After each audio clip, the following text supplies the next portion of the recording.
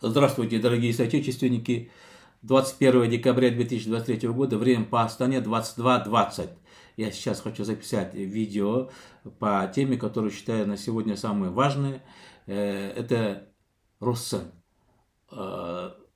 Агентство Хабар провели свое расследование. Корреспондент Хабара побывал в Шымкенте и провел анализ, как изменились цены за полгода. Жарты жыл бұрын 10 мың теңгеге 50 келі ұн алсаңыз, қазір бұл ақшаға тек 25 келі ұн келеді. Үкімет биыл қымбатшылық бәсеңдеді дегенмен Шымкентте күріш те сүзбе де қымбаттаған. Әріптесім Дилара Иса базарға барып, 6 ай бұрынғы бағамен азық-түліктің қазіргі құнын салыстырып көрді. Мен Азаттық радиосының тілшісі Дилара Иса, көпбалалы анамын. Қазір Шымкент қаласындағы әлеуметтік дүкендердің бірінде тұрмын. Осыдан 6 ай бұрында осы жерден азық-түлік пен тазалық заттарды сатып алғам. 6 айдың ішінде бағаның қаншалықты өскенін сіздерге өз мысалында көрсететін боламын. Осы жарты жылдың ішінде ең қатты қымбаттаған бұл ұнның бағасы. Мысалы, қазір 25 килограмм жоғары сұрыпты ұнның бағасы 9290 теңге деп тұр. Ал бірінші сұрыптың бағасы 7020 теңге деп тұр. Осыдан жарты жыл бұрын 50 килограмм бір қап ұнның бағасы 10 мың теңге шамасында болатын. Бағасы арзандаған азық-түлік саусақпен санарлық. Дәнді дақылдар мен сүт өнімдері қымбаттады. Мысалы, 1 келі күріштің бағасы 100-200 теңгеге, 1 келі сүзбенің бағасы 410 теңгеге өскен. Тазалық заттар шамамен 20-30%-ға қымбаттаған. Бұл сомасында кейбір екі есе көбейтті, қымбаттап кетті. Несіне айтасыз? Мына өндіргендер қанша екі есе көбейтті? Бәрі қымбат. Күрістер қазір 1,5 теңгеде базарда күріш сатып жатыр. Бұл қайықтың кеңінен тұрасы бірден теріспен, мен оны алмаймын. 1,5. Пенсия аз, пенсия көтермейді. Мына жақта бәрі қымбаттатып жатыр. Жаңа жылда дейін қымбаттайды, табыс болмайды дейді. Корреспондент Азаттыка взяла временной отрезок за полгода. Мужчина говорит, за год цены выросли в 2-3 раза. Женщина говорит, пенсии не поднимают, цены растут. Вот они настолько поднялись, говорит, вот допустим там видно же, на чистящие средства 20-30%, мука в 2 раза. С Нового года еще больше поднимут же, говорит. Но это правильно она говорит. С Нового года вот эти цены поднялись, до Нового года вам подарки. А с Нового года, числа 2-5, еще на 20 минимум процентов поднимут, и так будет вечно. Эта гонка, она вечная, как в свое время сказал. На каком фоне происходит рост цен? На каком фоне? Вот, политическом, экономическом. Почему происходит? А вот на каком фоне. На это я всегда акцентирую ваше внимание. Вот этот рост цен происходит неспроста, не спонтанно. Рынок Казахстана полностью отдан российским фирмам, России. Я эту тему неоднократно поднимал, друзья. Здесь идет целенаправленная работа. Первое, по сдаче рынка России, банкротству казахстанских сельхозтоваропроизводителей, переработчиков, и рынок полностью работает на Россию. Смотрите. Сейчас видео по этому теме. Я ставил еще раз, важно, да, хочу подчеркнуть, 9 ноября Путин был здесь, в Казахстане, в Астане, и он сам подтвердил мои слова, что рынок Казахстана диверсант Тохаев полностью передал россиянам. Слева будет идти видео, это казахстанские товаропроизводители, это Петропавловские, Павлодарские, казахстанские все. Молоко, кефир, сметана, они все вынуждены выкидывать, потому что россияне демпингуют. И вот здесь я пока не забыл, мукуму поднять, цену сказали же, да, осветили. Самые главные 2 продукта в Казахстане производят, всегда производил, это хлеб, мясо. Вот хлеб это из зерна, вот из муки, мука, значит, в 2 раза поднялась. И по мясе чуть попозже будет. А сейчас вот на каком фоне, почему это происходит? Отмечу, что Россия является ключевым поставщиком в Казахстан таких товарных групп, как пшеница, 98% импорта, ячмень. Я останавливаюсь. 98% импорта, говорит, Казахстан берет пшеницу с России. С каких пор? В прошлом году я тоже ставил. Я удивился, что тут Путин гонит, что ли. А вот так вот. Тохаевыми руками он задушил сельское производство. Они, казахстанцы, не могут продавать. Смотрите, что они сделали. Путин поднял доллар, рубль опустил. И российским товаропроизводителям выгодно экспортировать. Вот они сейчас границы Казахстана полностью открыли. И российским производителям выгодно свои товары дешевле продавать в Казахстан. Что происходит? Они получили преимущество. Казахстанские производители вот ведут в магазин свою продукцию и не находят спроса, потому что россияне цены перебивают. И они вот, у них продукция портится, люди говорят, что нам не дадите. Как они вам отдадут, они в магазине их держат, надеются продать, сделать выручку и свои дыры закрывать, кредиты, людям зарплату давать. И вот они выкидывают, и они все банкроты. Россияне заходят и цены поднимают. Они сейчас убивают казахских товаропроизводителей. Демпинг так и делается. Демпинг сбивает цены, а потом, когда конкуренты умерли, они рынок захватывают. И здесь цена доллара у нас в Казахстане тоже. Если Путин там доллар поднял, здесь руками Токаева отпустил.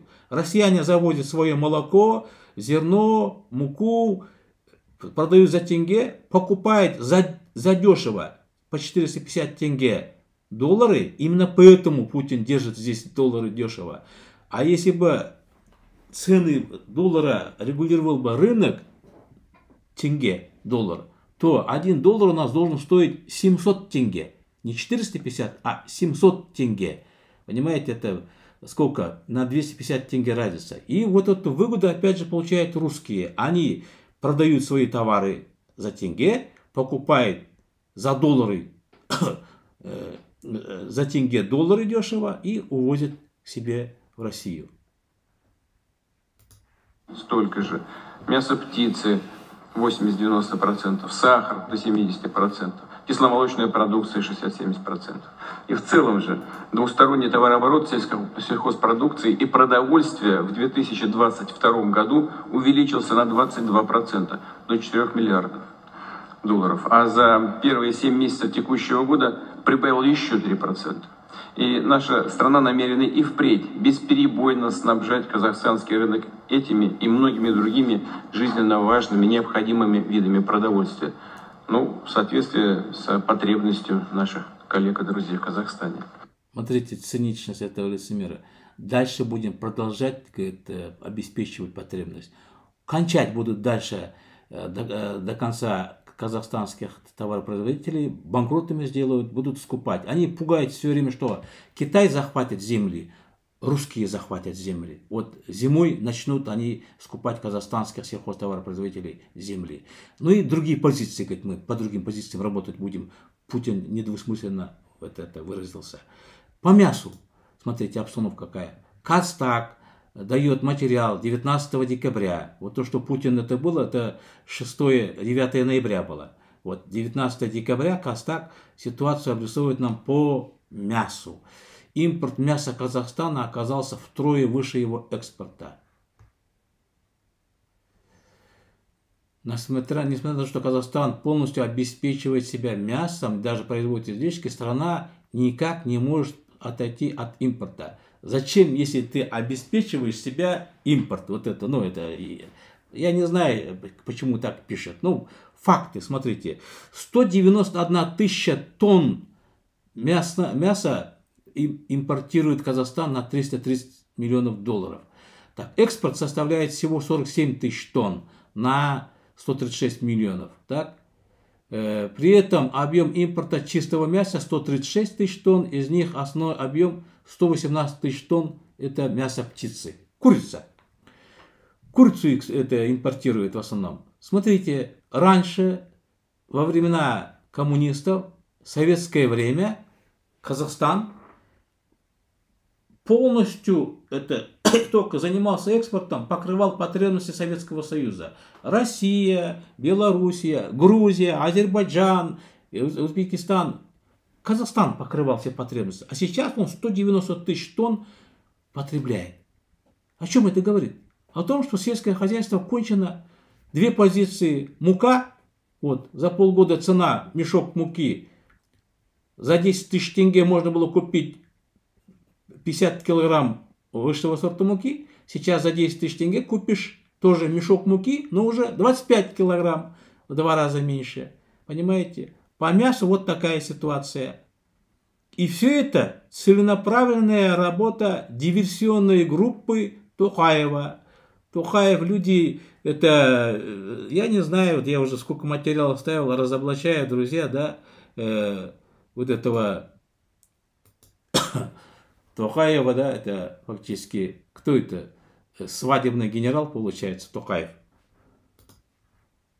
Вот Токаев сидит, проводит эти встречи, паркетный генерал он, да, вот он в Аккорде, вот его сайт, там поздравления, пожелания, приемы, ну вот как дипломат, да, и время иногда находит, и идет в школу и фотографируется, заводы фотографируются, да, вот.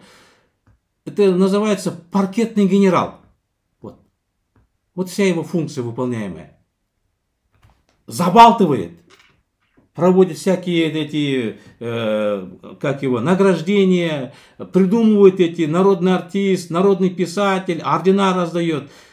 И в это время команда Смаилова, вот эти министры, 21 министерств, кончает наших производителей, расчищает поле, рынок для русских этих, России, для Путина, для путинских предприятий. Вы понимаете, да? Почему у нас мука растет в 2 раза? Мы всегда нетто-экспортер. Мы 20 миллионов тонн производим, да, зерна. Мы всегда экспортировали. Ну вы подумайте сами, не суразиться. Казахстан производит в 5-7 раз больше, чем потребляет, но цена растет.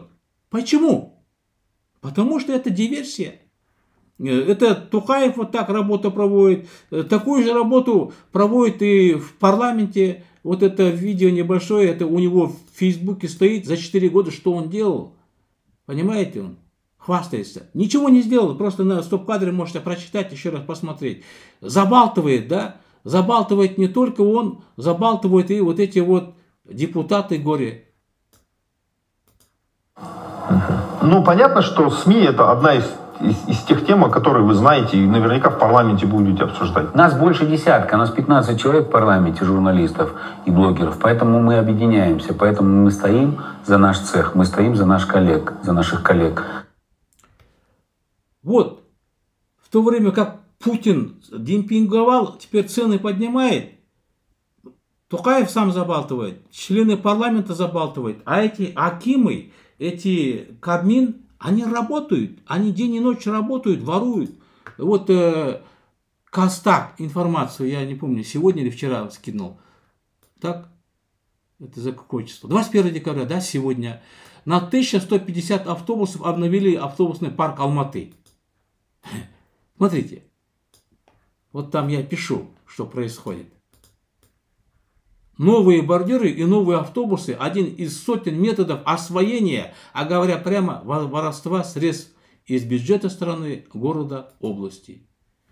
Байбек 3 или 4 раза за время своего этого управления городом производил закуп. Год поездят на свалку, не на свалку, открывают фирму свою за городом, огораживают забор, и туда 1000 автобусов на хранение, говорят, которые они списали. 500 миллионов тенге платят этой фирме каждый год за хранение. Зачем?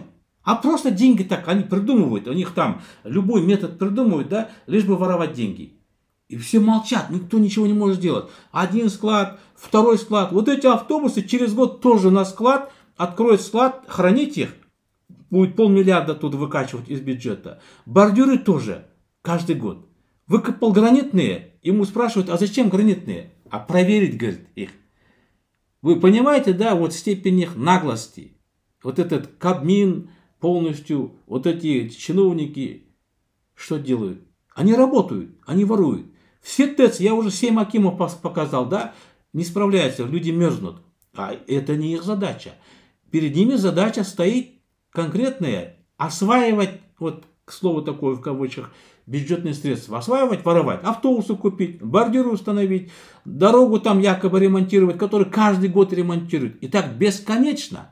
Утильсбор этот, никакой не утильсбор, это просто деньги выкачивать с народа. Наивного, лоховатого народа. Сколько можете это терпеть, друзья? Наверное, хватит уже. Наверное, хватит. Вот сегодня 21 декабря Жетыбаев, эти нефтяники опять видео сделали, вот к нам никто не приходит, говорит, никто не придет к вам. Их обложили, чтобы никто к ним не приходил. Палатки ставить не дают, пришли уже скорую сегодня вызывали. Ну, конечно, 11 дней, Их теперь берут измором. Окружили, никого не впускают, никого не выпускают. Сейчас они начнут все кашлять, болеть, в больнице положат, потом сами рассосутся. Вот тактика какая. Житбайцы или другие, кто выходит, я вам еще раз говорю, не пытайтесь сделать невозможное. Эту систему мы можем только сообща поменять. И не думайте, что вам лично получится ваши проблемы решить. Ваши проблемы возможно решить только сообща. Сделайте одно действие. Под каждым моим видео есть анкета. Заполните, вступите в партию Халық Таңдауы. 2117 человек сегодня меня понимает. Вот 500 человек стоите там, 500 человек войдите, сделайте видео. Через неделю у нас будет 50 тысяч человек. Мы просто сделаем, мы возьмем власть и будем делать работу в интересах всего народа. Нефтяники получат свое, шахтеры свое, пенсионеры свое. Все свое получат. Только в том случае, если там наверху будет наша власть, если наши представители там будут. А сейчас наверху представители Путина, вы это поймите, они нам не власть. Это не наш кабинет министров, это не наш парламент, это не наша администрация президента. Это все приспешники Путина. Пора это наконец понять и принять меры, принять решительные шаги. Единственное правильное решение — это вступайте в партию Халық Таңдауы, и мы добьемся своего. Своего мы добьемся только одним способом, если возьмем власть в свои руки.